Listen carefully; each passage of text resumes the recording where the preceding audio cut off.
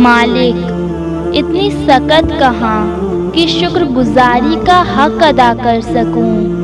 बहुत गुनहगार हूँ मैं, तू तो जानता है ना मुझे।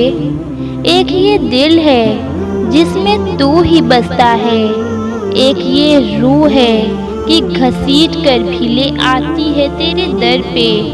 तेरे सिवा इस खाकसार के पास कुछ भी नहीं, तेरे सिवा मेरा कौन है। तेरे तो दो जहां हैं, मेरा तो बस एक तू ही है ना। मालिक, अपने फज़्ल से मुझे बख्श देना।